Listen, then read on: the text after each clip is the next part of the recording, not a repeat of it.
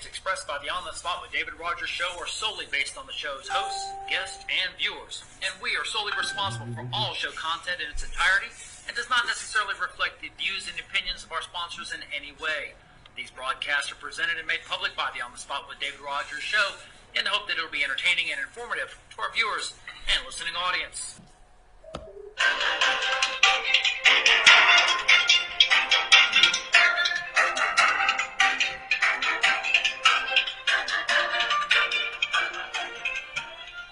Good Tuesday evening, ladies and gentlemen. Welcome to On the Spot with David Rodgers. Tonight, sponsored by Southern Gem Photo Booth and Start. Not only do we bring fun to your event, we make it picture perfect. And by On My Way, the app that pays you not to use your phone. Avoid texting and driving. Use On My Way. Visit our Facebook page for the link to sign up. This is your show coming to you on Facebook and YouTube every Tuesday and Saturday night. You control and run this show. We are just the rudder that steers this big old vessel. We bring it to you first for education, discussion, and debate of local news, politics, and sports, as well as the latest on the COVID-19 situation and breaking news around the nation. We have you covered from Middleburg to Melrose to McIntosh, from Lake City to Lake Butler to Lake Como, from Waldo to Williston, from Lawdy to Lulu, Byron, and all points in between, including Gainesville, Palatka, Ocala, and of course, right here in beautiful Star, Florida. Now, here's your On the Spot team making it happen every single week. First, putting it all together behind the scenes, our executive producer, Super Dave Hollins. Hello, David. Hello, everybody. And keeping the flow to the show is our director, Michael, the Dragon Slayer Heater. Good evening, folks. Welcome aboard. Rounding out the team is Austin Storm Chaser Stevens and John Better Than Snow Sproats on special assignment, and our great media partners, WEAG Eagle Country 106.3 FM, Chuck and Mary Kramer and Lynn Bellis, and the wonderful staff at the Bradford County Telegraph. Up first is our historian and governmental whiz, Baron, the freedom fighter, paper and plastic, Bagwell. Good evening, infidels. And I don't know where the paper and plastic comes from. I just go with it now. There you go. Good. And our local voice on current events, Mitchell, Machine Gunner. Good afternoon, everyone. And I'm your host, David Rodgers, the voice of the Bradford High Tornadoes and The Show Pony. Welcome to the show, ladies and gentlemen. We're coming to you live from the On the Spot studios right here along historic Call Street in beautiful downtown Start, Florida. Only 1,709 miles from Truth or Consequences, New Mexico. How about that, Byron? You've been there before, haven't you? Not New Mexico. You haven't? You've been to Truth? No. Well, are you telling the truth? The truth? Get yes, out of here. I've been to the truth. Next. So let's get started as we always do with our prayer, our pledge, and our patriotic wisdom. Everybody, if we could bow our heads, please. Our righteous Heavenly Father, let us once thank again for another wonderful and glorious day you've given us, dear Lord. Let us thank you for this beautiful Tuesday night as we bring you this show, dear Lord. As we have our special guest here tonight, Will Hartley, dear Lord. He's running for superintendent of schools. That you give him the knowledge and the preparation to answer the questions that we're going to bring before him, dear Lord. Thank you for the week that you've given us. Thank you for this weekend that you're going to give us. Thank you for my brothers and sisters here with On the Spot team and, of course, our viewers, dear Lord. Thank you for the food that we receive each and every day, that it goes into the nourishment of our bodies and our bodies to thy service. Thank you for letting us live in the greatest country in the world today, the United States of America. Thank you for our armed forces that fights for our freedom and our rights and our liberties here each and every day, dear Lord, that you put a hedge of protection over them, and please bring them home safe to their families. Thank you, dear Lord, for just everything that you do for us. If there's any unspoken or spoken prayer requests, that you touch each and every one of them. We ask for these things in your Son's name, Jesus Christ, and the congregation says, Amen. All right, let us stand if we would, please.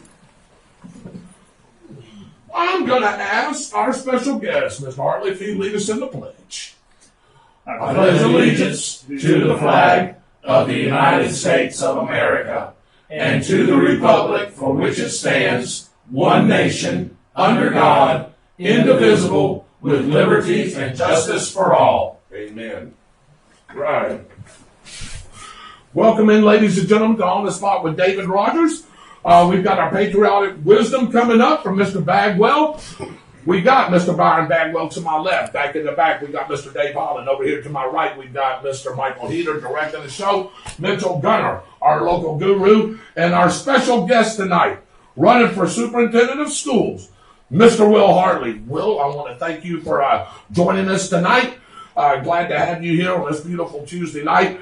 I'm sure that a lot of people is going to want to hear what you got to say about some of the different things that we're going to be asking you and talking to you about. But before we get to that, we're going to take care of a little business here as soon as Mr. Bagwell finds his patriotic quote. But I've got a couple, Byron, if you don't mind. Go ahead. All right, quote of the night. Here we go. We are not makers of history. We are made by history. Can anybody tell me who said that? Martin Luther King Jr. All right. said that. Yep. We got another one. Yesterday is history. Tomorrow is a mystery. Today is a gift. That's why it's called the present. Anybody who said I've that? heard that one before. That one is by an unknown. They don't know who come up with that. And nobody's taking credit for that. They just leave it as unknown. But I thought that was pretty good. I have one. Do you? Go ahead. Sure. The two most important days of your life are the day that you were born and the day that you find out why. Do you know who said that? Oh, wow. Is that Mother Teresa? No. The Pope? No. Which one? Let's just say he's a famous writer. Hemingway? Mark Twain. Okay. Mark Twain. That's good. I was going to say that sounds All right. like Byron, what you got? Power is intoxicating, and men legally vested with it too often discover a disposition to make ill use of it, and an unwillingness to part with it. That's a nice true. one. Not sure who said that. The general? Nope. You got me. You know how much I love our founders. Oh, yeah. Go ahead. Was it John Jay? Nope. No. Give you a little bit of a hint. Okay. Everybody knows him, but knows him for a different reason right now. John Franklin? Nope. So just everybody sees commercials with this guy's name on it. Go ahead and tell us. Sam Adams. Sam Adams. All right. Sounds good. So let's get rolling, ladies and gentlemen. That was my next Before guess. we delve into today's latest, we want to recognize our great sponsors who have been supporting our great show. This is what we call our sponsor spotlight. Fun Point Food and Arcade, Southern Gym Photography, Miracle Automotive and Recovery, and Dependable Waste Services. Designed by Probst, On the Spot Lawn Maintenance, Schuster and Sabin Law Offices, and the Downtown Grill. How about Harry Business of Stark, Boogie Night DJ Service, Williams Jewelry on Call Street, and Brittany Leanne Creations. Boom. And our newest sponsor, On My Way. Get paid cash for every mile you and your friends drive without texting or using your phone. You get paid. Will, 5 cents cash for every mile you drive and don't text. How about that? Passengers that are On My Way users will get paid as well. You will immediately receive $10 cash when you become an On My Way user. And you can use your On My Way cash to buy deals at any of the participating merchants. Check out the On the Spot link on our Facebook page.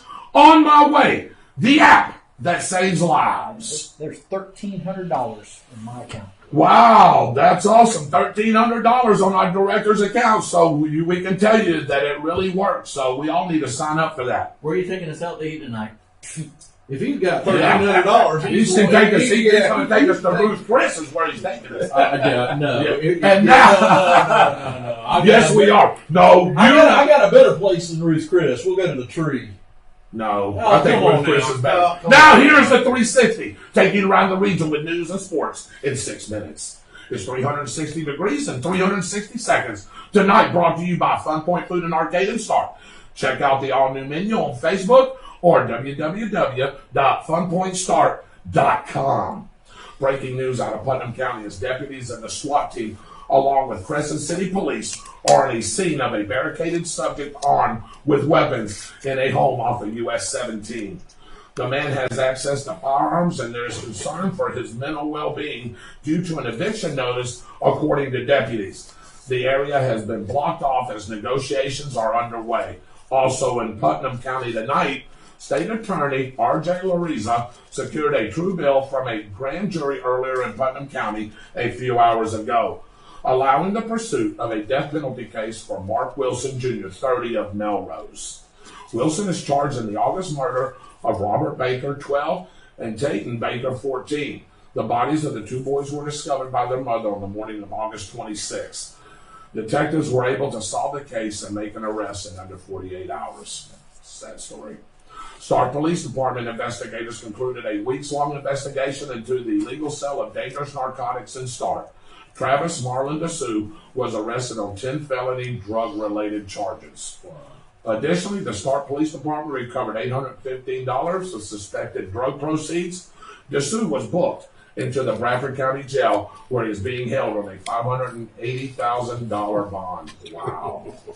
A Marion County man was killed after he was hit by a train on the tracks behind the U.S. storage centers on South U.S. 441 in Ocala late last night. Marion County deputies and CSX officials are investigating this incident. Parents of students attending Bradford Middle School are reminded that PE uniforms will be required next week. They can be purchased through the school for $13 or gently used uniforms for $5. Contact BMS for any questions in regards to this. An estate sale is scheduled for Saturday, October 24th at 9 a.m. Rain or shine at 10705 Southeast 49th Ave in Hampton. This is the large home directly behind Hampton Elementary School. The City of Stark and Bradford Touch-A-Truck will be hosting a haunted trail for small children on Saturday, Halloween night at the Edwards Road Sports Complex. This was put together since the Pumpkin Escape in downtown Stark was canceled. On the Spot is also a proud sponsor of the event for ages 4 to 10 and runs from 6 p.m. till 10 p.m. Volunteers are still needed to help fill a variety of roles, both in costume or out. If you would like to help, contact Michael Heater via Facebook or email heedermg@gmail.com. Check out the City of Stark Facebook page or our OTS Facebook page for updates. Here's your weather update, sponsored by Austin's Weather Service of Keystone Heights. Find AWS on Facebook for the latest information. Thanks. Mike, go ahead or bring us in on the weather. All right, thanks, David. We saw a weak cold front that moved through the area late this afternoon, bringing some scattered showers around the region. Tomorrow will be more of the same, mostly cloudy skies, showers, and isolated thunderstorms at about a 40 to 50% chance throughout the day. Morning lows in the lower 60s to around 70 degrees. Cloudy skies with breezy northeasterly winds at 10 to 15 miles per hour. You can expect this pattern to continue the rest of the week. Out in the tropics, tropical storm Epsilon. Yes, we are already deep into the Greek alphabet. It has been one of those seasons.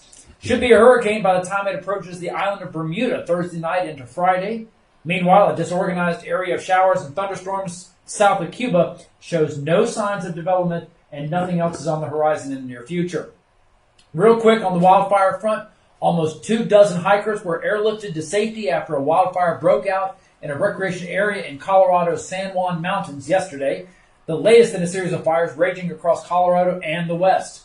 5 new large fires were reported yesterday, one in each of California, Colorado, Missouri, New Mexico, and Oklahoma.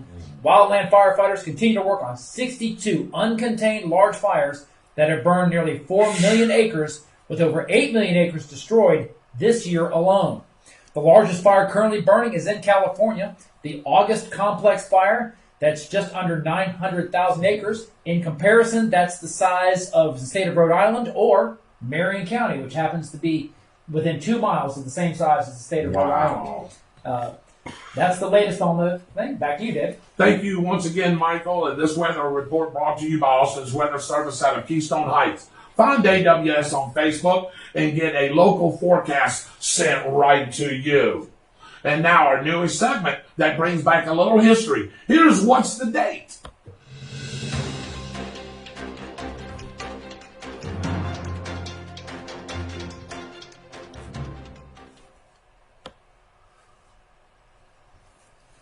These are the headlines from the Bradford Telegraph during the third week of October in what year? We'll test your knowledge here, Will. Right here. Get ready.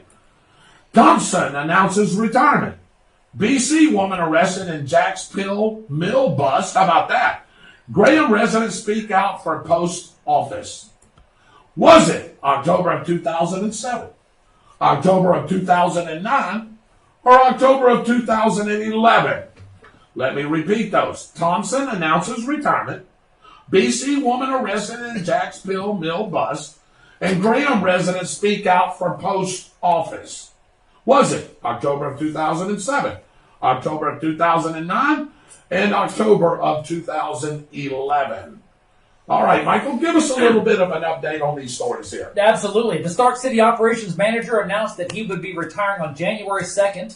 The city commission was caught off guard by the sudden announcement of Ricky Thompson, but Thompson ended up returning to work at the city as a city clerk a number of years later. Teresa Faulkner, a pharmacy technician from Bradford County, was arrested on October 14th of this particular year by federal authorities in connection with a $1 million pill mill operation in Jacksonville that caused at least one death during its operation. And finally, a large group of Graham residents came together to fight to keep the post office open after the Graham Post Office appeared on a list of facilities to be closed by the U.S. Postal Service. Residents were already upset at having lost their local rural route delivery several years earlier. Wow, those are great things. Thompson announces retirement. BC woman arrested in Jacksonville Mill bust. Byron's laughing. Graham residents speak out for post office because you know what year it was. Was it October of 2007, October of 2009, or October of 2011? Mr. Mitchell Gunner, if you and Mr. Bagwell will keep up with our answers there, write those dates down, and we'll go ahead and give our guess. Going to you real quick, Byron. I believe it was 2009. Okay, Byron says 2009. Yeah, just write on that folder there. So you got the right 2000. Okay, Dave?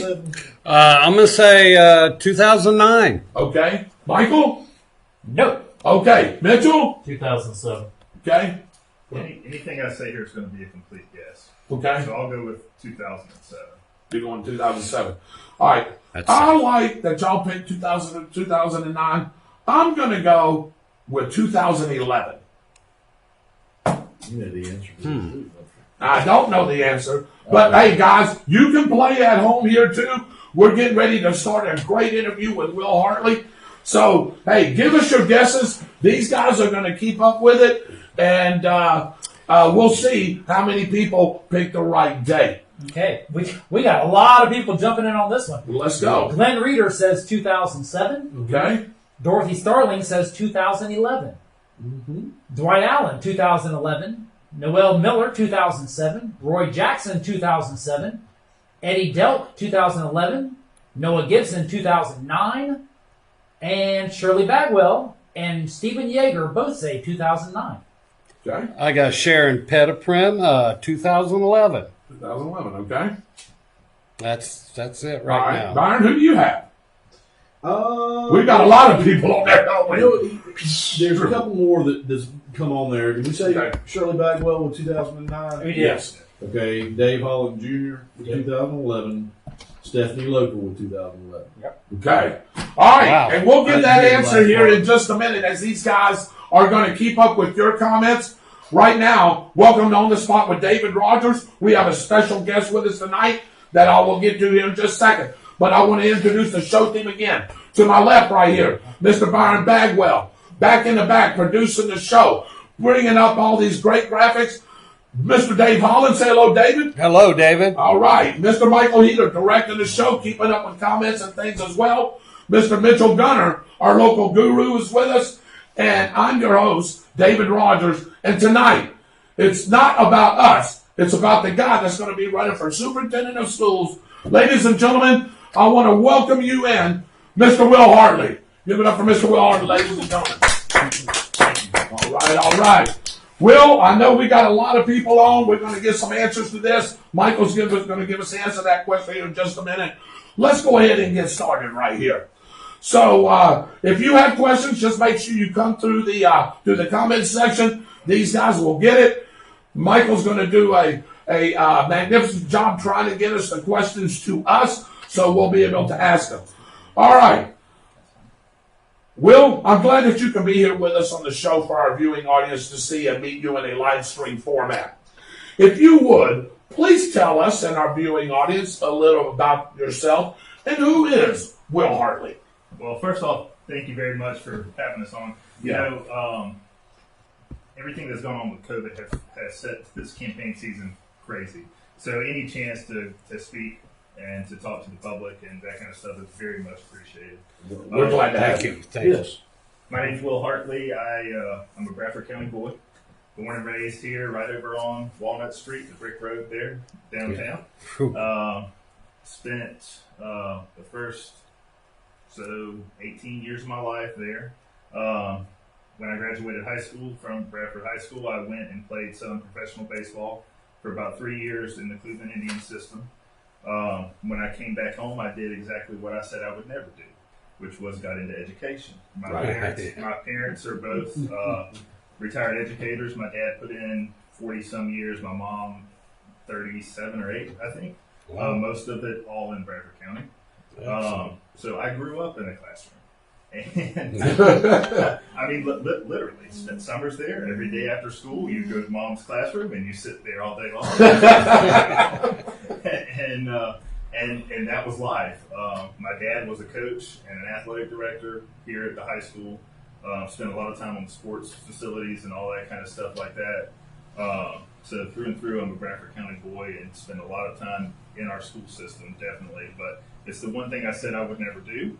I see what a hard job it is to be a teacher, probably along with your first responders and people like that, the most underpaid, underappreciated group of people that you're going to find. I agree. And my parents said, "Don't do it." And actually, That sounds familiar. and actually, I was really strongly considering going to the University of Florida to do building construction. And I had a group of friends that showed up and said, "Hey, we're all going to University of North Florida to do physical education. It'll be fun. You should come with us." And I should have known, because I'd been gone away for 3 years, that these guys hadn't gone to college yet, that I probably should have listened. And I should have went and done my thing. But I ended up going up there with them, and we had a great time. It's a great school. Well, especially for education. It's a great school. It's a great school, especially for education. During the time that I was going there, it wasn't as big as it is now, so you still kind of had that small town, that small feel, Right. Somewhat type thing. But it was a great school. We had a great time. Came home and ended up teaching and coaching here for 10 years. What did you coach by? I coached baseball, Right. Coached softball, coached both. I've done a lot of mentoring and work with kids on the side, out of season and all that kind of stuff, which is what pretty much educators do, and Right. and coaches do. Spend a lot of their own personal time that you don't get paid for, Right. with the youth in our county and that kind of stuff like that. And so then from there, 10 years into teaching, my wife was working at Southside with me. She was also a teacher, and she got pregnant with our daughter, and she decided that she wanted to stay home. And when she did, I looked at her and I thought, well, raising this family on one teacher's salary is going to be mighty hard. We might need to start thinking about something else. And I'd always had that love for construction and that kind of stuff. And we decided to start our own real estate investing business, flipping houses. Right. So for the last 6 years, that's what we've done. Bought, sold, flipped, had some rentals, that kind of stuff like that. But that's what we've been doing for the last 6 years.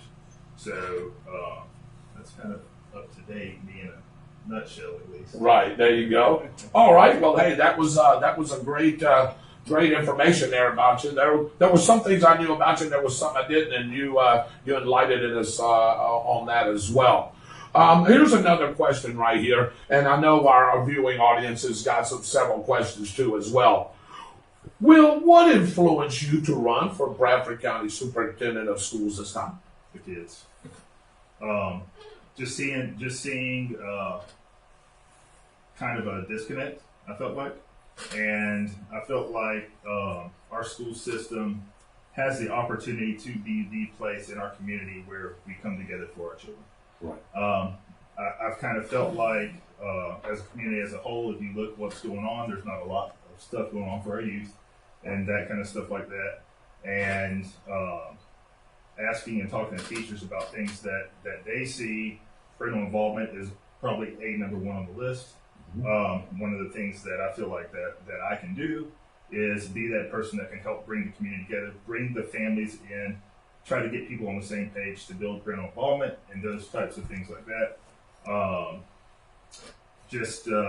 That and really things that troubled me were like our student enrollment, our teacher turnover rate, those types of things. Of course, I have 2 boys that are in the middle school. I have 2 younger kids. My daughter, my first grade daughter, she's being taught by my wife at home, and my boy is 4.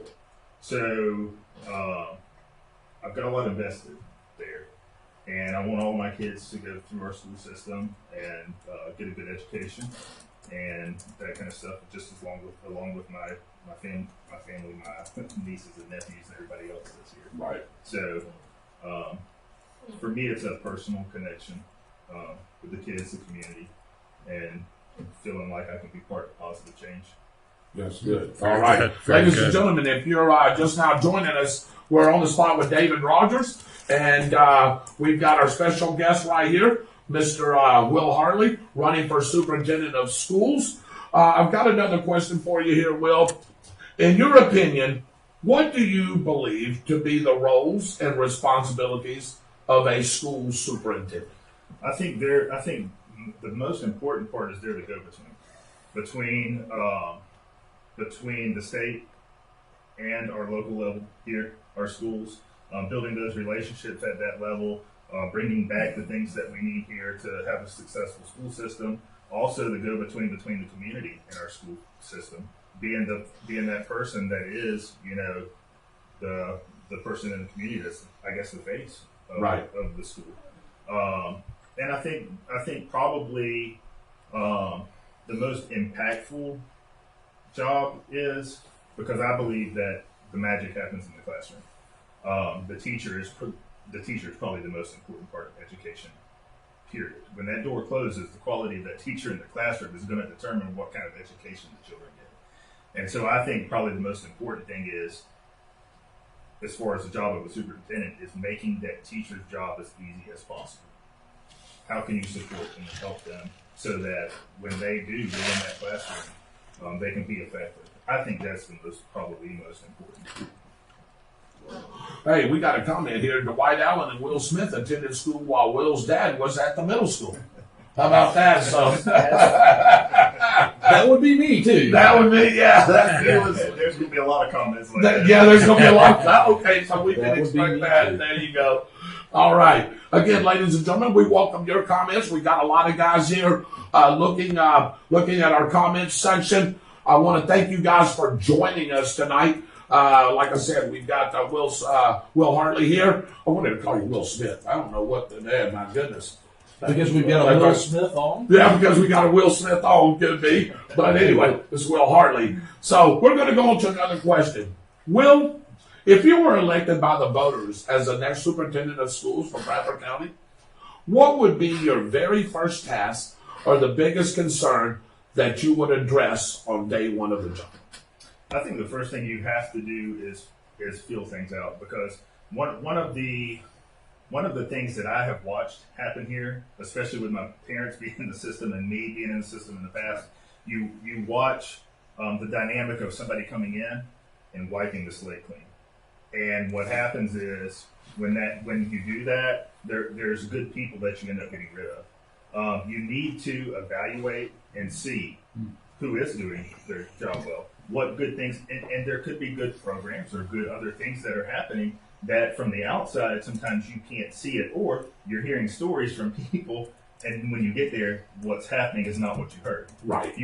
And so I think the very first thing, and the most important thing, is to evaluate who is doing what and how are they doing at their job, and then from there, even if you feel like it's not, they're not doing what you feel like they need to do, Right. at least have a discussion and say, okay, this is what I would like to see, and instead of just caning people left and right. I think in the past, there probably would have been people that would have been much more successful if they would have kept some of the people that were there. Right. So I think that's important. There was a couple of questions, Byron, and I know I just seen it come up on the screen. Would you like to ask that question? Sure, and I was a casualty, by the way, of what you were just talking about. So Okay. I was at the middle school teaching. Okay.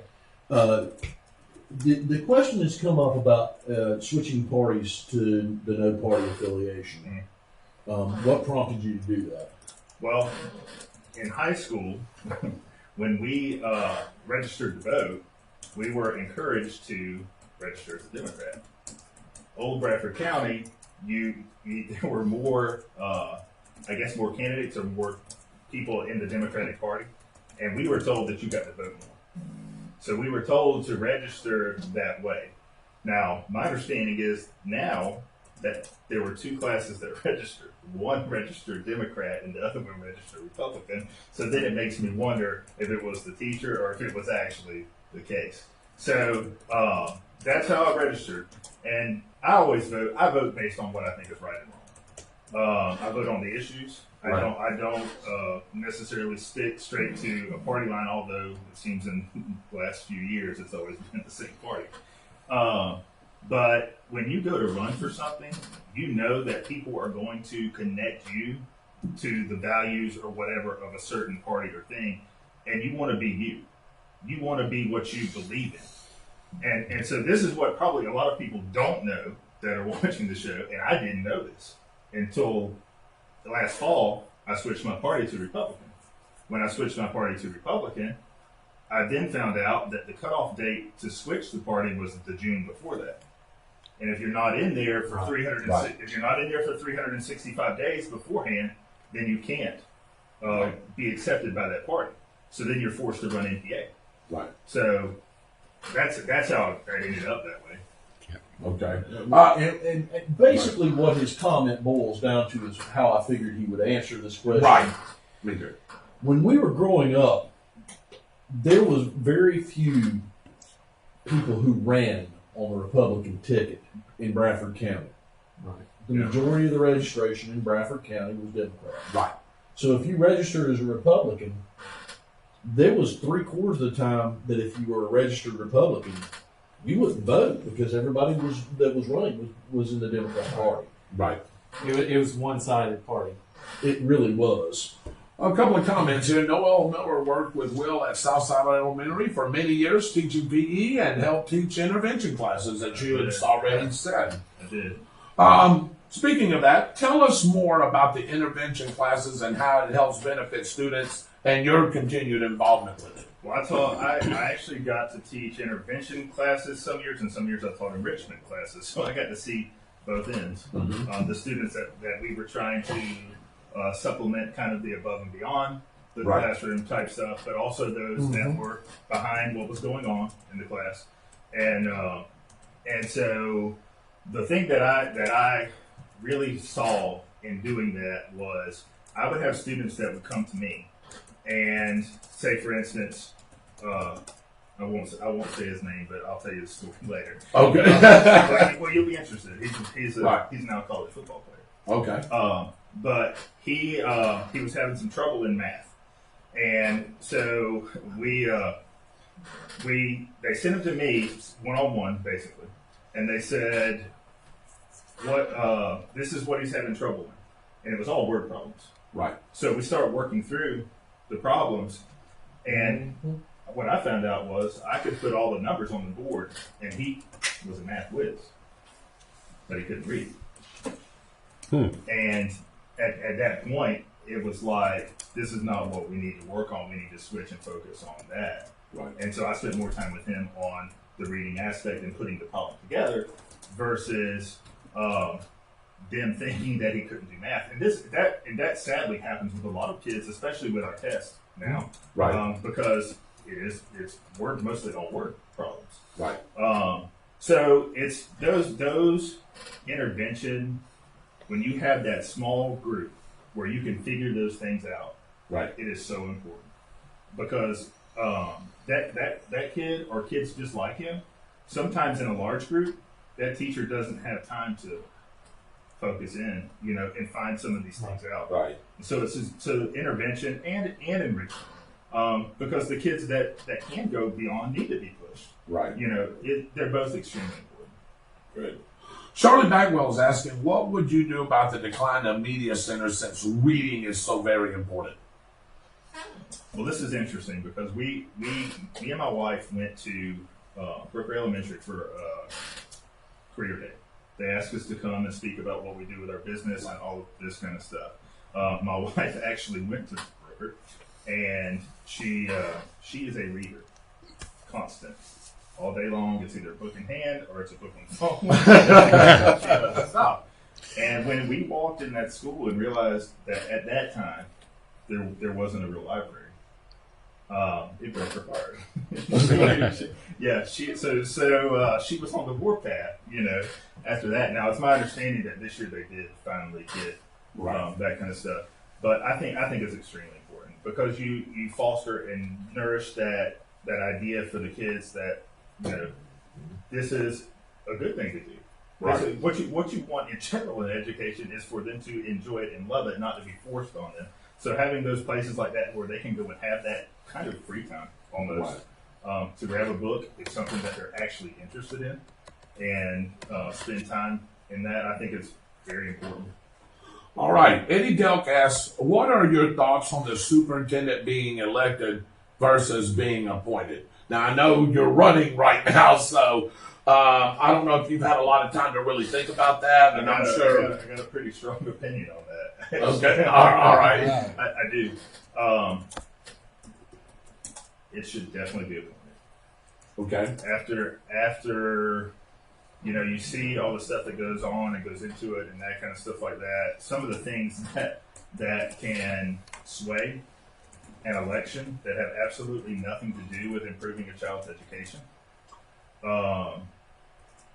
And also, on the other end, if it were an appointed position and the person wasn't doing a good job, you can get them out before 4 years.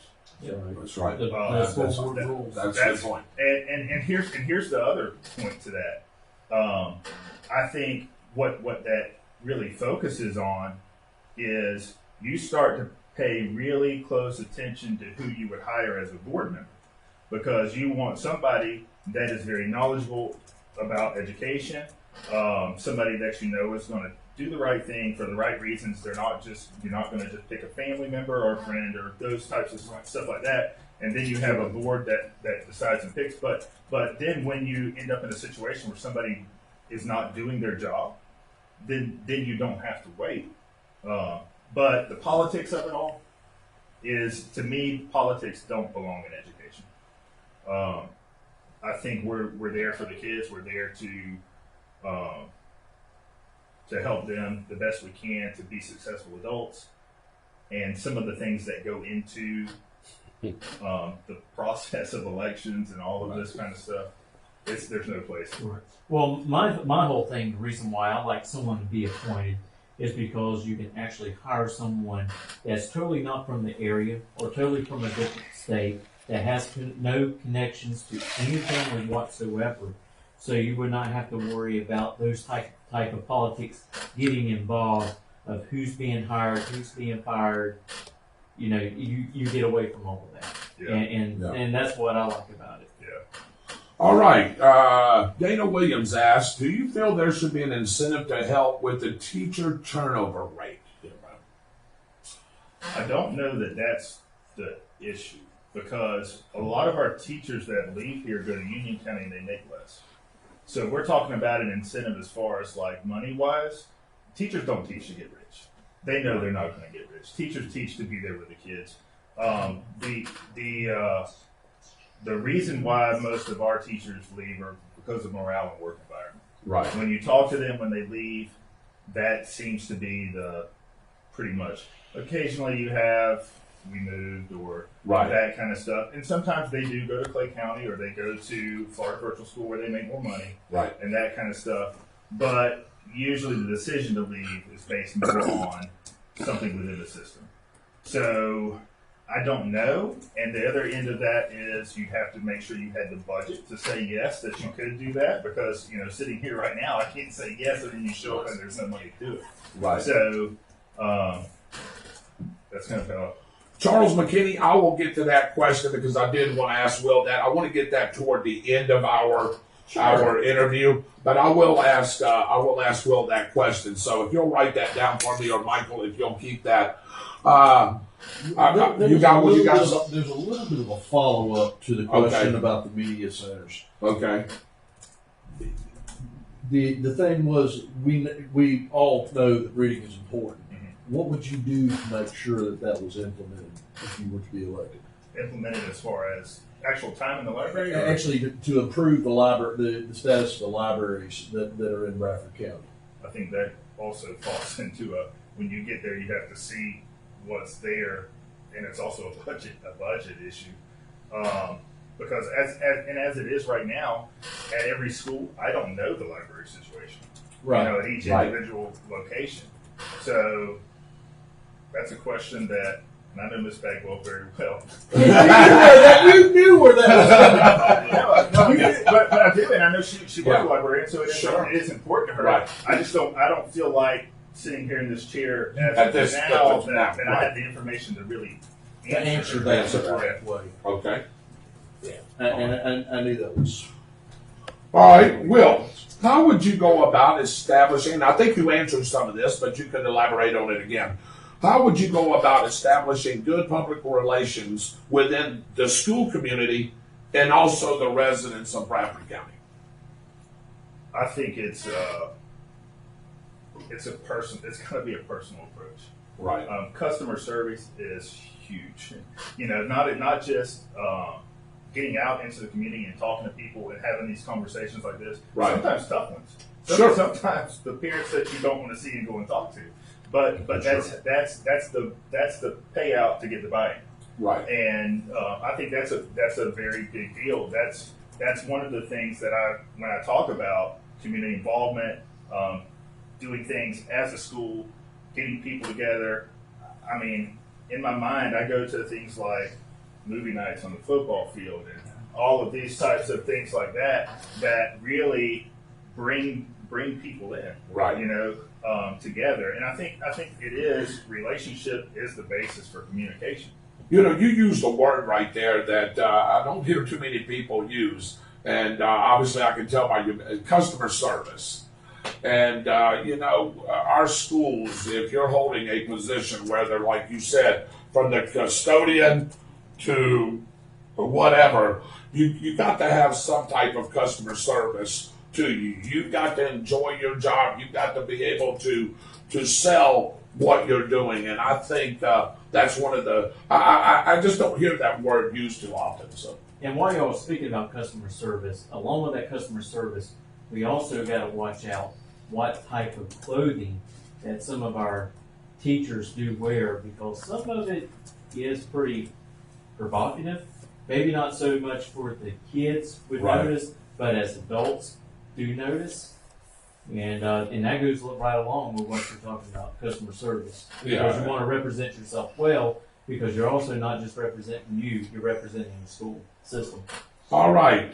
Here we are on the spot with David Rodgers, Mr. Brian Bagwell, with Mr. Mitchell Gunner, Mr. Michael Heaton, Mr. Dave Holland, and our special guest, Mr. Will Hartley, running for Bradford County Superintendent of Schools. We've got a lot of questions, a lot of people on, Will. So we're going to get to Nina Steinmeier here, and she asks, what potential do you see for incorporating the arts, music and arts, along with PE in our elementary schools? Oh, it's super important. And if you ever, I think as a parent, people know that it's important, but when you're there in the school, and the teachers will tell you this too, those kids need that time. Right. They need that time out of the classroom, and they probably need, I wish, if you look at Finland and other countries and places like that, they break 3 or 4 times a day for recess, and arts, and all of these types of things. So it's all part of being well-rounded. Also, it's where, especially when you talk about music and art and that kind of stuff, it's where some kids find their talent, Right. Their thing, their passion, and what they're there for, and sports too. Yeah. I have kids that still to this day will post on my Facebook page about me throwing them a touchdown pass at Southside Elementary. Right. Right. And those are the things that they remember. Right. Those kids remember, and every day they look forward to it. And I do think a big part of education as a whole, and what would really help get some of these kids with things like your attendance and those types of stuff like that, is if they had more time for things that they are interested in. Right.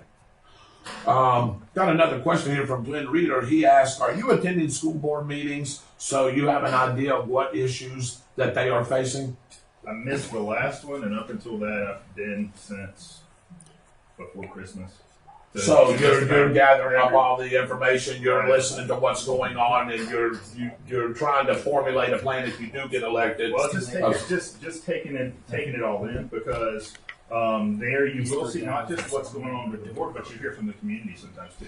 Right. And you get to hear what are they feeling, because it's got to be the whole. It's got to be the whole.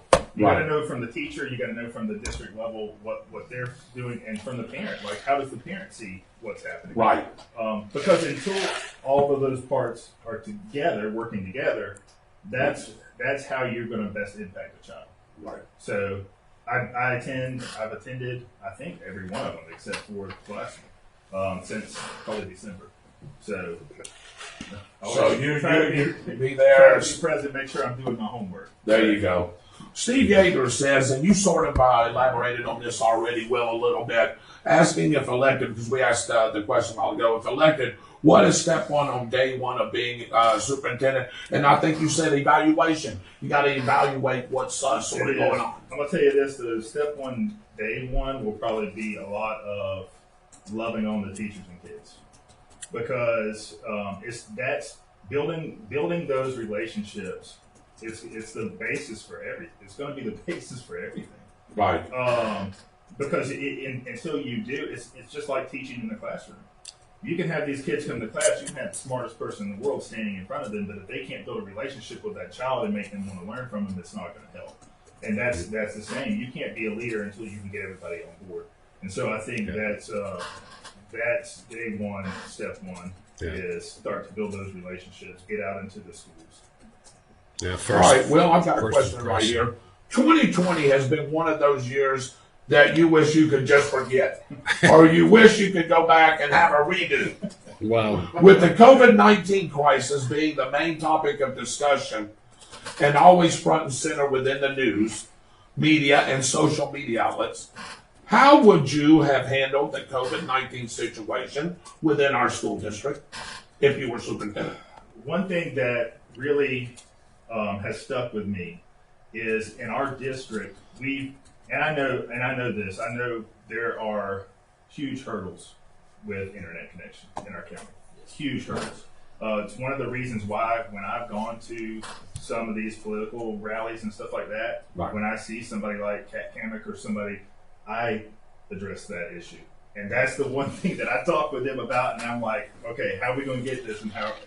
I know there's huge issues there, but in our county, we've been behind the game when it comes to virtual learning.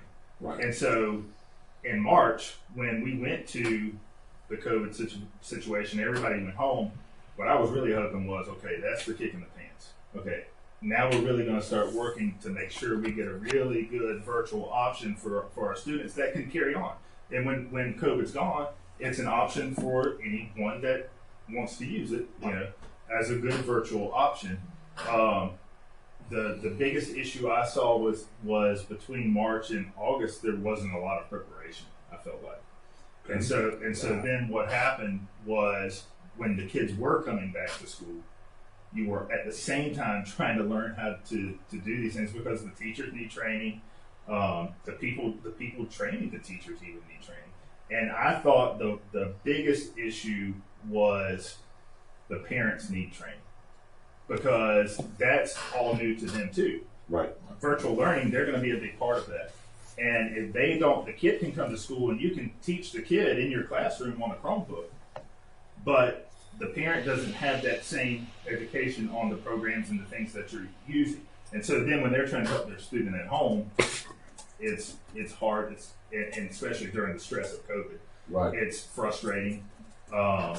So that for me, I wish there would have been better preparation as far as virtual option and that kind of thing. I know we didn't know, was it going to be gone or was it going to be here or that kind of stuff like that. But I felt like that would have been the kick in the pants to say, okay, now let's really start working and get a very good virtual option so that in the future, if this happens again, which probably every 40 years is going to happen again.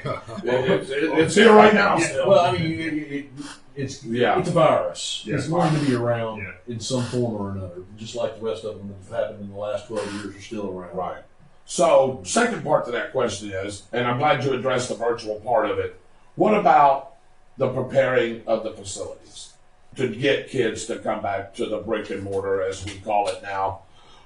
Would you have done anything differently? Is there something that you would have implemented? The one thing that was brought up to me, and I thought that this was an excellent idea, was bringing in a third party or a group doctors, basically. I think Timor's did it with Dr. Pete, and he would have been excellent. And it's not, maybe he comes in and maybe nothing changes. Maybe he says this is what you're doing is what should be done. Right. But what it does is it puts the parent at ease. And then you're more likely to have more of your students because we need our students in our schools. Right. And so I think anything that could be done to have the parents say, you know what, they really care about my kid, they're doing everything that they can, that kind of stuff. I really liked that idea of possibly having a third party or somebody to come in and maybe just walk the facilities and say, this is what they're doing, this looks good, or maybe you can do this instead. So you would have liked to gotten an outside opinion instead of just all real medical experts for them. Okay. Right. All right. Gia Griggs, I hope I'm pronouncing her name right. The virtual school teachers have been switched out regularly with seemingly no plan to accommodate the influx of students returning to school. How do you plan to maintain the integrity of the virtual students' education and not sacrifice their learning experience? Yeah, that's a tough one because the change in student population from back and forth virtual to back into the schools. When you look in your classroom, you can't have a classroom with 35 students in it, and that teacher is teaching 6 kids virtually at home. Right. So it creates a huge issue, and I think in this situation is part of the learning process. You know, it's one of those things that comes with something unknown that right now you don't have the best answer for it. Yeah. It's just one of those. It's just one of those things that, unfortunately, now what I would love to see is to have and where you have maybe it's one per grade group or whatever it is that they stay virtual or they stay whatever. And then if you don't have enough kids, maybe use that person as something like a coach or a mentor to some of our younger teachers or something during the break time in between. Find some way to be creative in getting the best use out of that person.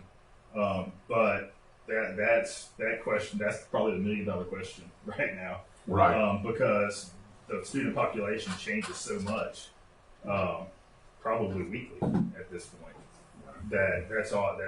It's almost impossible to say that your child is going to have this one teacher virtually, right? And know for a fact that it's going to be the case. All right, Will, if elected, and you sort of got into this a little bit earlier, but I'll re-ask the question. Will, if elected, will you retain any or all employees that are working under the current superintendent? I mean, I think it's a evaluation thing. Right. I mean, I have no plans to go wipe the slate clean. I mean, like we talked about earlier, I think people think that's going to happen, or they're hearing that that's going to happen, or they expect that that's going to happen. But I think that's very poor leadership. I mean, I'm not there working with them. Right. So I don't know firsthand what they are or not doing. I feel like you have to be there and really see. And at the same time, when leadership changes, their performance can change. Right. So do you go and get rid of somebody and then bring somebody in that maybe have less experience on a whim and hope that they're going to do better than the person that you got rid of? And I don't think that's a good practice. So, Sandra Starling says, asking, do you think it is important to be available to students and teachers on the actual school campus? yes, absolutely. I think two things, and I actually think this about administration also. I think when students are on campus, there should be very little time that they are in their office, because I think that being around those kids and being there, you actually see. This is how you actually know what's going on. Right. Instead of just hearing it, you go and you see it. And at the same time, that's how you show support. When you're there with a teacher in the classroom and you're telling them, look, I see that you need this, or what do you need? What do you need? How can I help you in your class, or how can I help you meet the needs of our students? I think it's extremely important. It shows them that you care and you're in the game with them. Right. So. All right. I've got another one right here, and you sort of answered this one again, but I'll bring it up again because I know there's several people. I've seen several comments and they want to know, and you can elaborate on it a little bit more, okay? Will, I am sure you have been asked this question in other forums, speaking events, or during your debates. But if you could, for our viewing audience, they would like to know why 2 of your children attend brick and mortar and the other 2 children attend homeschool. Could you please elaborate on that? Well, only one of my younger children are of age to go to school. But when my wife left, when she left school, she said, I'm going to teach my children. Now, if we go now and don't do what she wanted to do, then I become a politician. And I put them back in school just to tell people that my kids are in the school. And it has nothing to do with support of the system or thinking that the school is not capable of educating my child. Right. When my wife went to school to become a certified teacher, right, and told me, made it known that I will teach until I have children, and when I have children, I will teach my children. Right. Now, I can tell you this, through this process and being around kids more and all that kind of stuff, I kind of feel like she's getting the itch to teach again. Okay. and so those things could absolutely change in the future, but I'm not in this for politics. Right. I'm not in this to be a politician. I'm not in this to start going to church on Sunday when you don't go to church. I'm not about that kind of stuff. I'm in this for the students and the kids, and we decided that was what was best for our daughter, and that's what my wife wanted to do. And we made a decision early on. We knew we would get heat for that. Right. We knew we would. Right.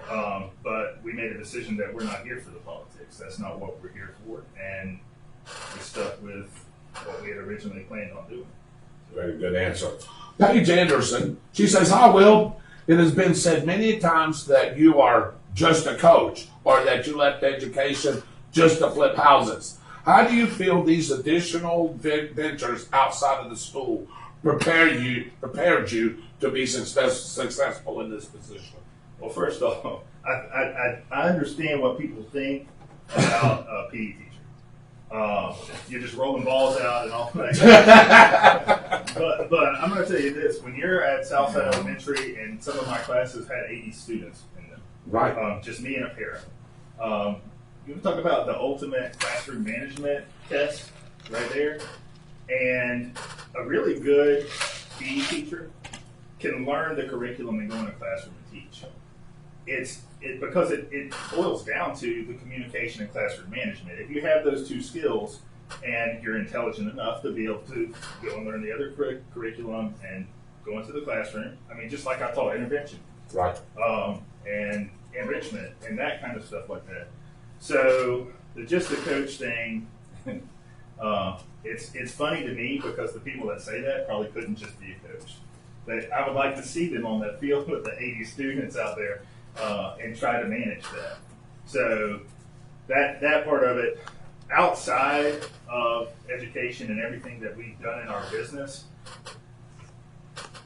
you want to talk about learning how to do things that you're scared of, or jumping into something and not fully knowing how it's going to turn out, but learning on the fly and finding the people that know what you don't know and learning from them those things. That will be hugely important. Right. Because when you look, especially in the school system, if you look at all of the different departments, you got finance, you got ESC, you got HR, you got all these other things. There is nobody that's a specialist in all of that. No. You have to be able to find those people that love that thing, or that is their specialty and expertise. Bring them in, let them do their job, learn from them what you don't know. That in my business is probably the most important thing that I will carry into this job. Right. Well, I went to school back in the 70s, Will. Don't want to tell my age here. But, oh, goodness gracious. All right, we'll go pass on that. Anyway, I played sports just like everybody else here did, and I know you were a heck of a baseball player. But, some of and something that you said there, some of the life lessons that I know of today, I actually got from my coach, Yes. my PE coach, or my football coach. Yeah. I didn't feel sometimes that it was comfortable for me to go talk to a teacher that was teaching history. I felt more comfortable going to talk to my coach. And some of the life lessons I've learned now and know now was because of that. So I can see where that answer just came into play. I mean, think about just the things like resiliency, teamwork, that kind of stuff like that you take and you use in your everyday life. Mm-hmm.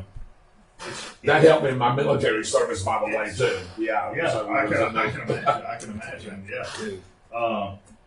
But it is, and it's people. Some people don't really understand, like the question before about the arts and PE, that some kids only come to school for that, and if that's why they come, that's fine. We have to use that to be able to reach them in another way. So as an athlete, for instance, we've got to get that education too. Mm-hmm. Do you have anything, Byron? Anything come across there on the ticker? Pretty much, we're getting some of the same things, and we're having pretty good discussions on the feed between Okay. people. We're all right. How about you, Mitchell? Anything? Actually, pretty much what me and Michael was looking at About the is same. just what we're is putting on. what we're putting on. All right. Well, I'm glad that y'all are all tuning in, ladies and gentlemen. We've got a heck of a viewing audience right now. Want to hear what Mr. Hartley has to say. Again, welcome in On the Spot with David Rodgers. I'm your host, David Rodgers, for On the Spot. To my left, Mr. Byron Bagwell, back producing the show, putting all those pretty graphics up. It is Super Daredevil Holland, and Michael the Dragon Slayer Heater, Mitchell Machine Gunner, and our special guest, Mr. Will Hartley, a candidate and running for the superintendent of schools here in Bradford County. I've got another question for you, Will, if you don't mind here. Will, if elected, would you fight the Florida Department of Education on teaching the 1619 project in the Bradford County school system? I don't know what that is. So, Mitchell? Okay, Washington Post. Right, Washington No, Post. it's the New York Times. New York Times. New York Times. The New York Times is pushing this agenda for educators to start using in the classroom to show that our country was built on, founded on slavery. In 1619, on the slave trade and coming from Africa in 1619. Right. It is This is the first I've heard of it's this. well, when you read it, it's absolutely unbelievable. And if he doesn't know anything, that question is question is Let's table that one. Let's let him read that. That's not fair, and he probably won't read much of it because It's I'm sure you'll set it down. All right. Will, as you well know, the ESC department and programs within our school district is so vitally important, and I know you've hit this already, especially with students that have severe cases of learning disabilities. Also, there are students that have been diagnosed with dyslexia, and there are some students that can go years without anyone noticing that a student may have this or be dyslexic. Two-part question. In regards to the first, what acting role will you take in getting funding for students in the ESC program? And then the second part of that question is, would you implement a program to help identify students with dyslexia and that have other disabilities sooner than later? I'd bet my house I know who put this question in.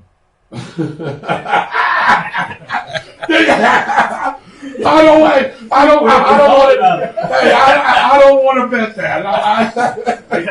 Disclaimer: one of the hosts on the spot with David Rodgers has no That's clue a what big disclaimer. I know nothing. It's not too loaded, is it? Plausible deniability. No, Actually, he but- answered but it. this- But this is actually this is a good question because I actually have other parents that reach out to me wanting to know the same thing. Right. Where can we go or what can we do? You know, and all of that kind of stuff. So I start reaching out to some people that I know and trying to find answers about what are the next steps and all of that kind of stuff. I have a son. My oldest son has special needs. He has a very rare chromosome disorder, chromosome 16, and it's not very known about. It's something that they believe that most children that are born that have that die at birth. So it's something that they don't really know much about and that kind of stuff. So if you want to know how I feel about it, I will fight for those kids and for anything that we can do to get funding and that kind of stuff. One of the major issues that I've been called about, I don't know, probably 100 times. I would literally bet 100 times is about IEP issues and IEPs and IEPs not basically being carried out and that kind of stuff. So I again start asking more questions of the people that I know in the district. And the biggest issue that I see is staffing, because you have all of these students that have these IEPs, but when you have only a few staff that are pulling these students and trying to meet these needs, then it's almost impossible, right? Right. And so funding to be able to bring in more staff. I think if you could get the amount of staff you need, you could give the students everything that they need. So 100%. I'm with you on that one. we can go together. I tell you, a lot of people don't understand that type of funding doesn't come from the state. That type of funding Federal. that goes It's federal. ESC. Yeah. It is from the federal government. So I've already been putting a little whisper in Cat Kamak's ear, as well as far as that, and not just to help the students in our county or for the state of Florida, but help all those students throughout the United States to make sure that we have the funding that will support extra staff in our classroom. So I've already started working on her, and hopefully she gets elected. Well, you got to think about. I don't mean to cut you off. I'm sorry. You're fine. You got to think about this too. When you have these students in the classroom that have these needs that aren't being met, what comes with that often is frustration. Right. It turns into a behavior. Yes. And then you have a second issue. And then it disrupts everybody else in the class. And then you have a teacher that's trying to keep up with all of this stuff at one time. Right. And you drown. And it's hard to give anybody a good education. So it's definitely important and something that whatever we can do. Well, I think personally for just our school district, we would probably have to have funding to help with those IEPs, and we're probably looking for somewhere around the range of $300,000 to provide salaries for extra people in each of those schools that are here in Bradford County, and that would just be here in Bradford County, because I mean you have to be kind of like a specialist to help out these kids that has these IEPs, because they're all different learning Or at problems. least be exposed to the training. Right. You get the training that's necessary to do that. And I know, with dyslexia, that's what my son has. He's dyslexic, and so I started trying to reach out, and because it never publicized it, and I'm not trying to get kudos for it, but I've actually went out and I bought some of the markers that are different colors that children can put down. Gave them to our ESE director for those kids who are using our school, and I plan on buying even more for them and see if that helps. With kids with dyslexia. But it is a real hard thing to find out if a child has it, and it can go undiagnosed for years and years and years, and sometimes it goes undiagnosed their whole life, and they just become able to live with it. Yeah. All right. Karen Casey works at Brooker Elevator and says there was a working library at the time of the visit mentioned. There was a library, Right. But I think the issue was the books were all donated or something. Okay. Like it wasn't like a catalog library that we have in some of our other schools and that kind of Right. Okay. Kevin Cook asks, why did you stop teaching Keystone softball? Well, Do you know Kevin, by the way? no. Okay. I don't either. I think I did.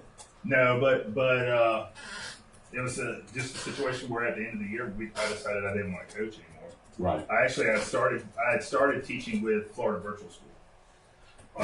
So I was doing both. I was doing that. I was teaching at Southside, Florida Virtual School, and after that I got out of coaching altogether. Right. So Okay. I've got one here. This is always a sore subject here, so I'm going to give you a chance to think about it. I wrote it out sort of long, but Will, we know that Bradford County Schools is one of the lowest paying as far as teachers go in the state of Florida. But of course, there are many people that work in this school district that are not teachers and or administrators. We know pay is a very important topic since it is our livelihoods, of course. So my question is, if you are elected, do you intend to address the pay and wage structure? And what is that plan for the others that are not teachers or administrators, such as facilities personnel, bus drivers, bus aides, paraprofessionals, cafeteria workers, janitorial staff, just to name a few? Probably named everything in the school district there, but well, I mean, it is. I talked to the bus drivers, and that they make $9,000 or $10,000 a year. right, That's disturbing. And the issue, it really is. I mean, they bring your kids to and from school. They're the first person to see a lot of these kids in the day. And you want to talk about customer service, like how's the kid's day going to begin? Right. And end. right, When they drop them off in the afternoon. So the biggest issue is getting the money, the funding. Right. Now, one thing with the funding from the governor this year, trying to raise starting teacher pay, there is some money in there that can be used towards other salaries and that kind of stuff. But in our county, it's very hard because we don't have the tax revenue from businesses as a Clay And how many times have I discussed have that? we? as a Clay County or somebody like that, woman, that's why they can pay their teachers more. Right. They have so much business that they bring in that revenue, and that kind of stuff. So We've discussed, and I know, Will, you watched the show and you watched the show several times, and while our discussion is on this quite a bit, trying to get businesses in here, like you were saying, trying to get those tax dollars so we can and able to afford to give pay raises and whatever else that we need for the community. And until some things change within the community structure, you know what I mean? That's going to be hard to do. And like I said, now you've got to go other places to try to find the funding that you need for that. because you get what you get from the state. Yeah, exactly. And then you rely on your student enrollment. Right. That's another big issue because we've seen our enrollment, especially over the last 2 years, do this, even before COVID.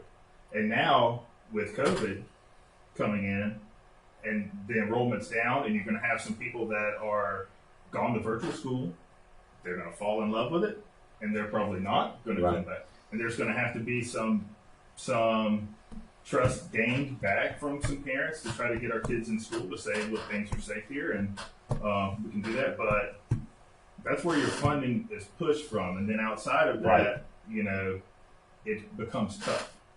So Mitchell Anderson asks, what, if any, changes will you make in order to create a culture that promotes transparency amongst not only teaching staff, but also administration? I think you answered that a little bit earlier, but you want to elaborate on that a little bit.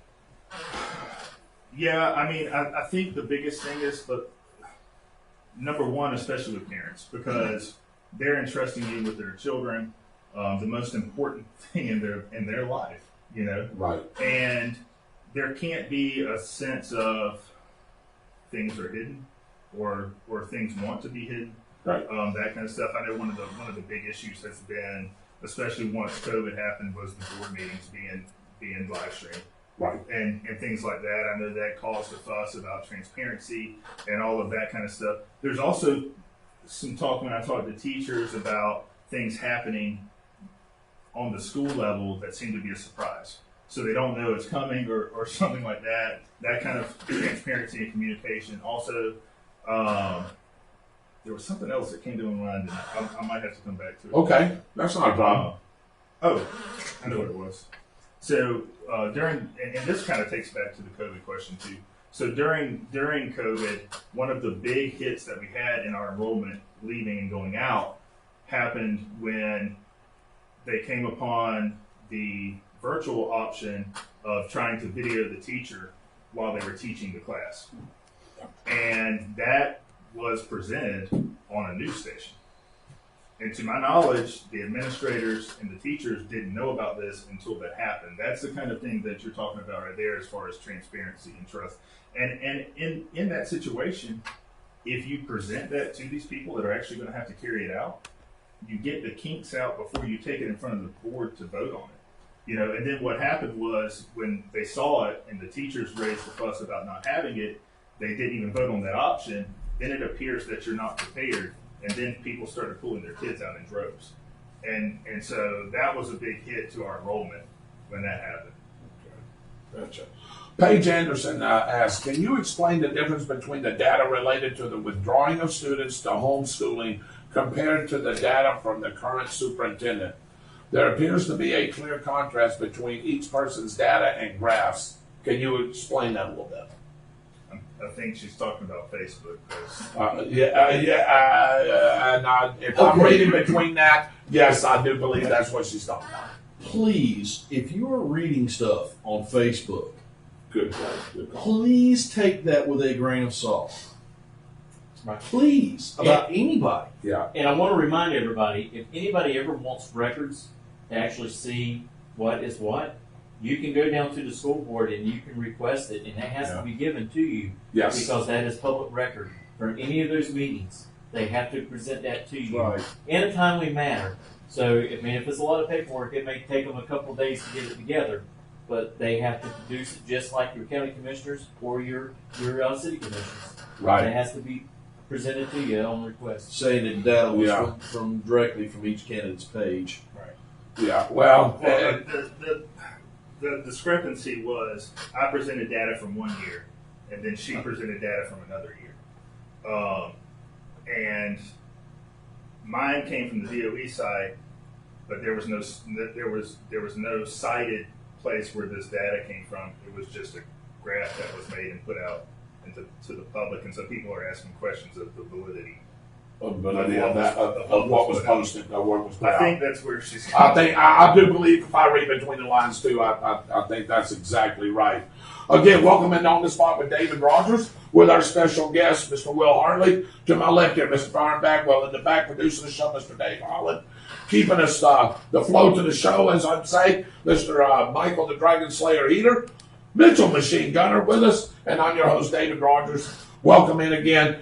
Will, I'm glad that you came in tonight. We've asked a lot of questions. We've asked some tough questions, and I'm glad that I was able to have you here with us. A lot of people was asking if you would come to the show. I know we had a little scheduling deal there, but I'm glad that we was able to get you on the show. So I want to go to Byron Bagwell. Do you have any other questions from our audience there? I will read this one here just as soon as you tell me what's up. And plus, we need to give the answer to the what's the date question, which I know I've seen a lot of people. Have you been marking that, Mitchell? You lost track, didn't you? Michael has. Okay.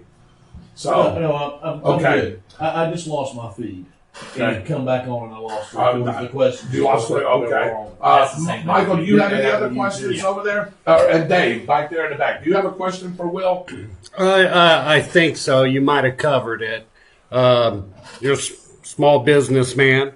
You work with budget all the time. Is there any technique or any direction on how you're going to handle the budget if you win? I think it's priority based.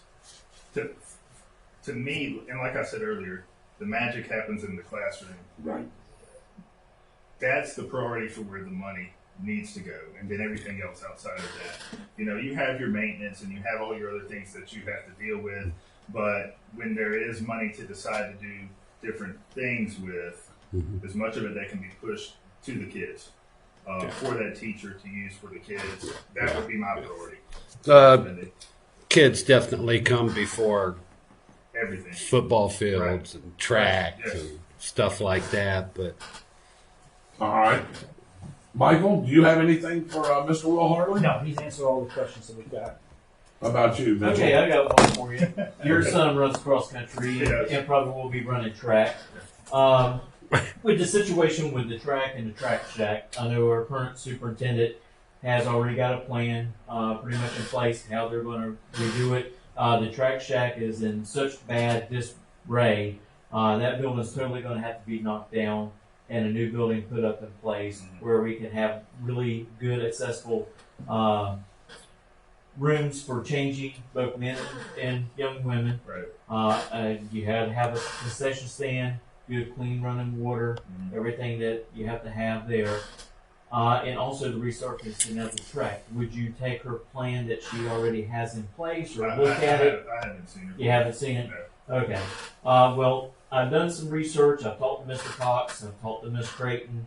And to resurface that track, we're probably looking at about $250,000 to maybe $300,000 They want to rubberize it again. to re-rubberize it. But before we do that, it's going to cost more money because I believe that we're going to have to raise the surface of the track up and redo the drainage because the last time that we had a rubberized track, when we got a lot of rain and it flooded on that north end, that's what made the rubberized pop up off the old existing track because it got up underneath there and it lifted that adhesive and it couldn't stick. Yeah. So, and my thing is, I don't know if you would be for it as well. I think the best place when we do replace the track shack is to put a metal structure building that can resist a Category 3 hurricane. I think we can get more bang for the buck by going that way, and I think it'd be a little bit cheaper. So, what do you think? Well, I definitely want something to be done there. I don't know how many people have told me that they ride by there and then it's just an eyesore. The thing's been there since we were in school. It hasn't changed. Yeah, I mean, it's been there for a very, very long and time. it hasn't changed. And you want every child to be proud of whatever Their sport, whatever it is, and the parents too, because to them that is the most important thing. You know, for the football player, it's the football field. For the baseball player, it's the baseball field. You know, it doesn't matter. The tennis player, the basketball player, or whoever it is, the track runner. Of course, budget's an issue. Yeah. But I know when the football field was being done, that they have reached out to the community and got a lot of support from a bunch of businesses. Well, especially for the school board. Right. Yes. And so we would have to probably do the same thing when it comes to the track and the building there for the whole facilities, is try to reach out to the companies. One of those ways of reaching out is not just reach out to businesses here in Stark, but reach out to corporate businesses like Adidas.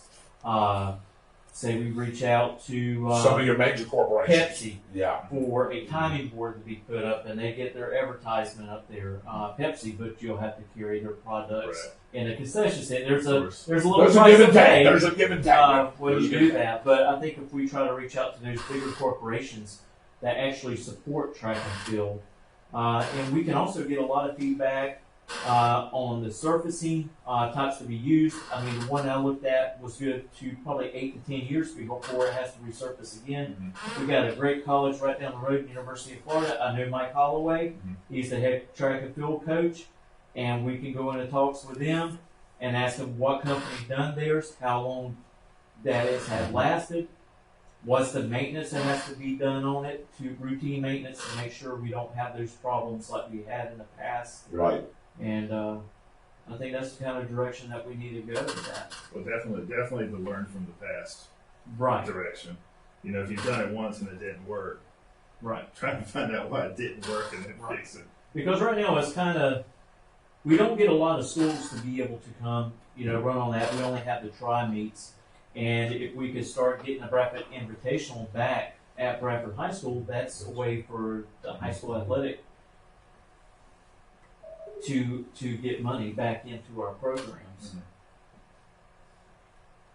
Stephanie Loper has a question, right? And Raymond, I'll get to yours here in a minute. We have numerous applicants that have taught here for years and have completed the necessary steps to earn a degree in ed leadership. Yet the BMSAP position remains open. Do we not value those people enough as a leader, yet continue to trust them in our classrooms? Question is, what are your plans, and do you have one to foster leaders among your most loyal, highly effective employees? We kind of had this question somewhat at the beginning, yes. At the debate the other night about loyalty and seniority and all of this kind of stuff, and what does it play into it.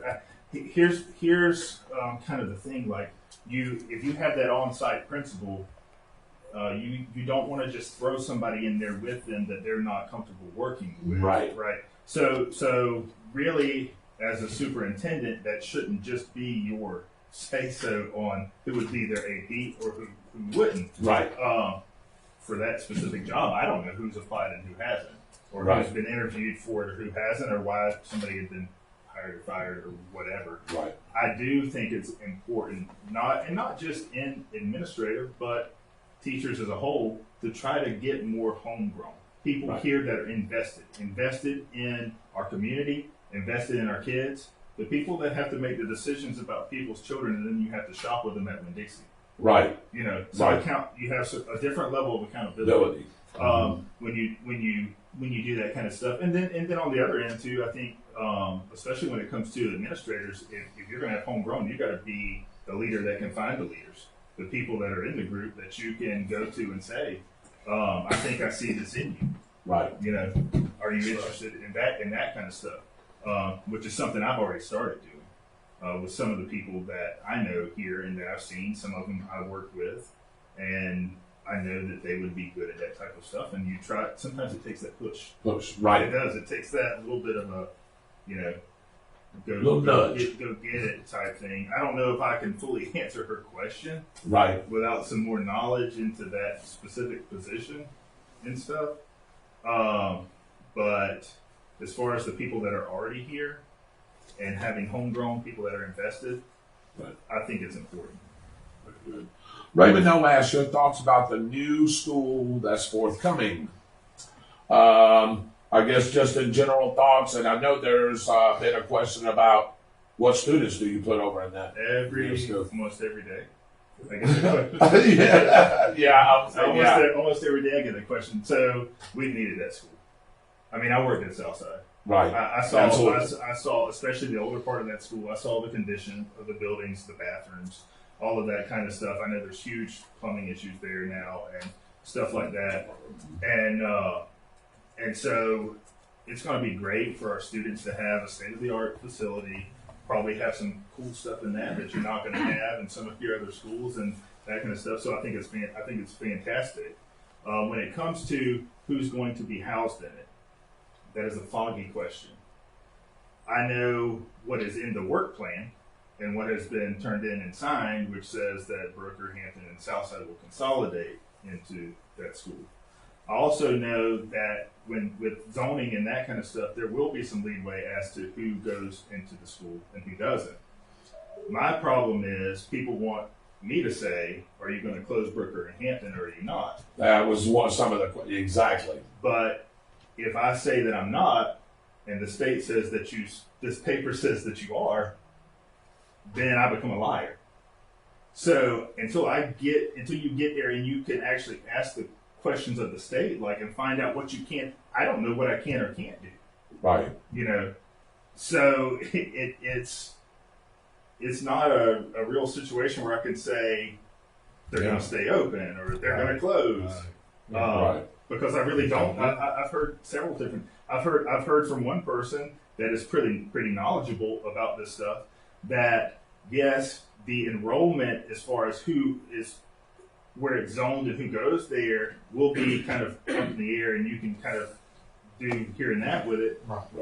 But that the actual school itself was part of a plan for consolidation. That's why it was presented in the first place. And they're saying that part of it you can't control. Right. So I don't know.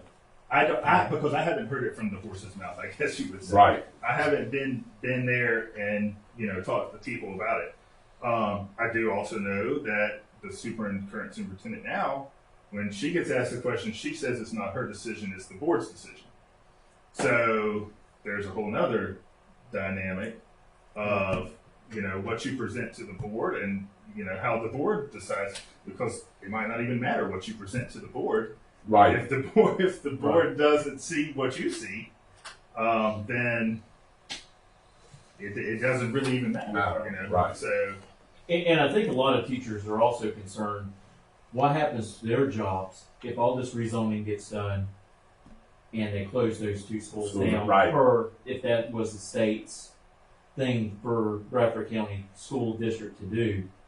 But I don't think the teachers will have to worry about their jobs because they're going to we're going to have teachers in that new school. Well, we need especially certified teachers. I mean, we need them, especially experienced certified teachers. And if your student numbers, as long as your student numbers are the same, then you need the same amount of teachers. So, right. Now, I don't think there will be a problem with teachers losing their jobs for those two schools if they do close them. Yeah. We got Larry and Karen. They asked, what is your plan for increasing the graduation rates in Bradford County? Okay, so 4 years ago, and I know this pretty well because I know some of our administrators that were here, we were implementing a tracking system that they seeked out the students that they could see. And they color-coded them. It was this whole thing. They went to Putnam County and they learned this from them. Right. Because they were doing some things that were really catching people's eyes. Right. So they came back and they started implementing it. And what they really started to see were, especially the lower tier, the ESE students and people like that, they were starting to make huge strides and improvements. Currently, we're not using that same system, but some of our administrators that left here took it to Clay County, and now they use that in all of Clay County. Right. That's probably one of those things, like we talked about earlier, was a program that should have stayed and it should have kept, but because it wasn't your idea, you got rid of it. Right. We need to go to places like that are seeing success and that are actually implementing something like that and find out what they're doing and how it can work here. So there has to be tracking. It has to start early. And a teacher, you can go to an elementary school. If you're a teacher, you can go to elementary school. When they come in kindergarten and first grade, you know very fast the students that you need to keep an eye on. Right. And so it's gotta happen. I mean, it's gotta happen. Yeah. If you really want to meet the need of the child, you have to track all the way through.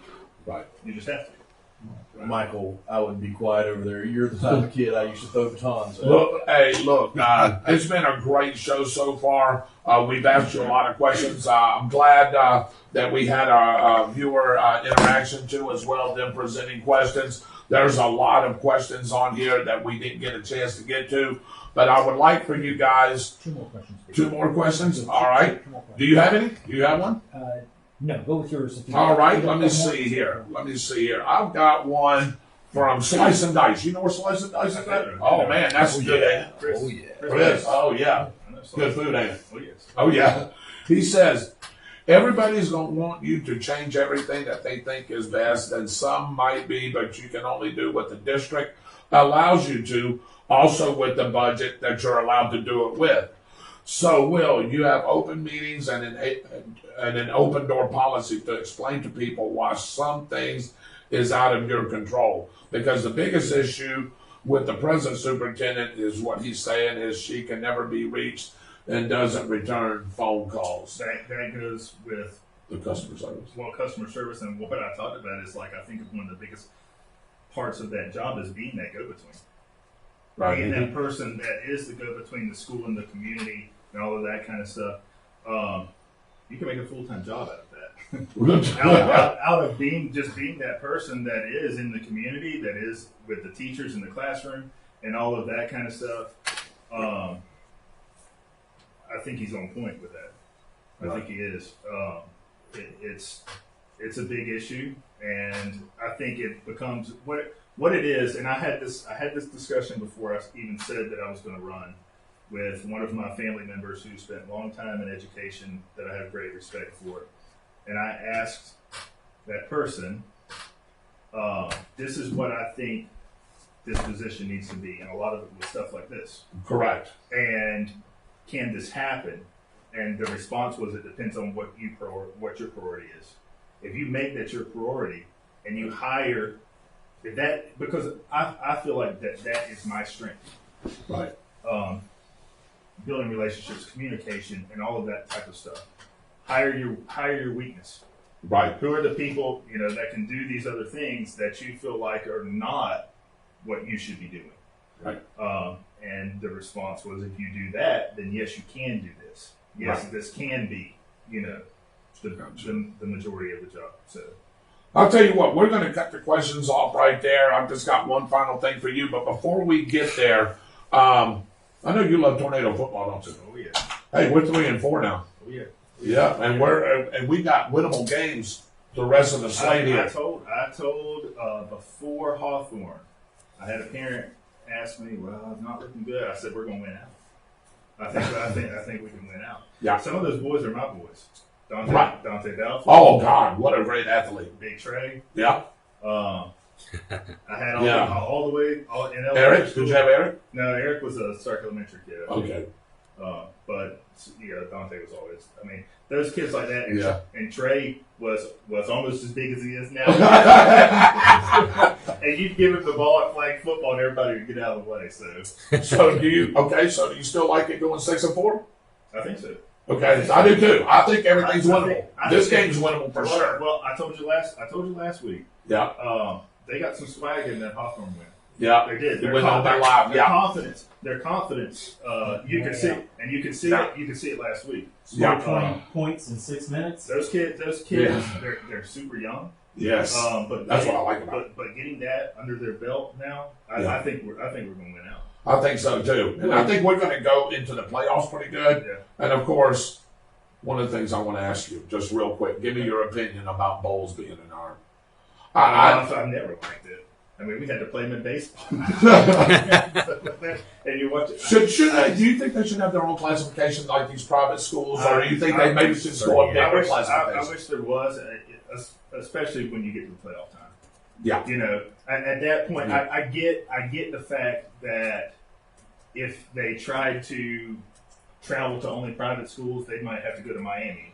That's true. Yeah. That kind of stuff. That starts a problem. Yeah. But when it gets to playoff time, Yeah. if you're listen, when I was in school, they had 2 linebackers that were from Russia or somewhere. Sure. I mean, so Sure. you're not just talking about recruiting in the United States. They're getting kids from all over the place. Did Did you go a to kicker from Australia or something? Yeah. like Did you that? go to the game last year over in Bowls? I did. You did. Okay. 16-6, right? Uh, But hey, let me tell you We something. had a Dude, chance. I thought we won the game on the field. We had a chance. I thought we won the game on the field. The scoreboard didn't indicate it. Yeah. But if you looked at their roster, as me and Kevin did, Australia, Germany, Yeah, it's crazy. South Africa, It's crazy. I mean, it's crazy. Yeah. And our young men that I wouldn't trade for the world played them guys toe to toe and could have, like you said, won that game. Yeah. I bet you they had a good So- field goal kicker. Yeah. Oh yeah, from I Australia. can tell you this. I have a really good friend that is friends with the Bulls coach. He eats with Right. him once a week, And he basically said, well, I'd take 10 of those kids. That's their talent level. And he said, Take 10 of our kids? oh, yes. Oh, I was really? talking about the talent of our team Yeah, last year right. and that kind of stuff. It's like, oh, yeah. So you're right. Wow. On the field, you know, Yeah, it was a really good game. it was a good Really game. So, all right, I like that the Tornadoes are going to do their thing here. We got homecoming coming up, but again, I want to thank all you guys for tuning in, and thank you, Will, for coming on. One last thing, Will, I want to thank you again for joining us here in the studio. It's like, oh crap, studio and coming on to our show on the spot with David Rodgers. I have one final question for you before we wrap up the show. I want to give you 3 minutes and look into the camera and tell our viewing audience why, if they already have not, that they should vote for Will Hartley for Bradford County Superintendent of Schools. I think the biggest difference that can be made in our schools is being a collaborative effort. So not just being the person at the top that's making decisions and that kind of stuff, but actually going into our schools and working with our teachers, administrators, getting out into the community to get the parents to come in, to get more of that parental involvement and all of that kind of stuff. And I truly believe that I am the best candidate to create that type of environment. I think once everybody works together, that's where you're really going to see success in our schools. You go down the road 15 minutes, and you want to talk to those people about why things are good over there. And there's tons of community support, tons of involvement. There's huge support from the district level into the schools. The teachers feel loved and supported, and it shows in their actions in their classroom and the results that they get. I think that I'm the right person to build that environment here. You know, I can't say that school's name because Coach Tomlinson makes me do push-ups if I say that. And I mean 25 of them, Will. At my age, man, I can barely do 10. I didn't say their name either. I know. Coach Tomlinson's going to make me do push-ups. Final thoughts, real quick, Byron. Just 15, 20 seconds. 30 seconds. Yeah, everybody, I hope you have a very good evening. Please go out and vote. It's very important. It doesn't matter which party you're from. Go out and vote. This is your country. It needs to be saved in the way it is right now. Please go out and vote. Do your civic duty. Good job. And I know we didn't get a chance to get into this, but we will Saturday. Dave Holland, final thought. Fortunately, that's kind of my final thought, too. Let's just get out and vote if you want your voice heard. Michael Heater, weather, and a final thought. Real quick, we're looking at unsettled weather for the next few days. Nothing going on in the tropics. Definitely get out and vote.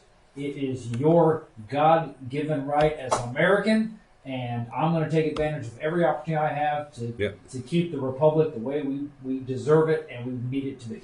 Amen. Mitchell? Yes, I want to remind everyone that early voting is going on. It's from 9 in the morning to 6 in the afternoon. Also, be careful out on the bypass. The speeds are changing out there. They are lowering it at the intersections down from 65 to 55 miles an hour to make those areas a whole lot safer for y'all. I just want to thank our first responders and everybody that helps keeps us safe, helps keep this community safe. But even more than that, I want to thank our United States Armed Forces that does a heck of a job. I'm a former military man, so is Dave Holland, and we love our military. Just pray for those guys that they do their jobs, that they're able to come home to their families. Also, something that's near and dear to my heart, Will, is I love the farmers. Farmers, man, I'm gonna tell you, is number one for me, as you can see right here. I was going to point that out. Yeah, was you gonna point that out? Hey, Yeah, right here. Yeah, I love these. You don't eat. So, Yeah, so I love our farmers, no matter what they are. We talk about those guys all the time. Help support those guys. Support your local community. Try to buy here as much as you can. And get out there and vote like all these gentlemen were saying. It's your civic right. It's your God-given right to do that. And you should take full advantage of it. So, one last thing. What you got? vote, but not twice. There you go. Exactly. On behalf of Mr. Byron Bagwell, Mr. Dave Holland, Mr. Michael Heater, Mr. Mitchell Gunner, our special guest, Will Hartley, I'm David Rodgers. Thank you for joining On the Spot with David Rodgers. You can go back. If you missed this show or missed something, you can go back and watch this on Facebook Live and or YouTube. God bless you guys. Have a great week. We will see you Saturday night. Good night, everybody.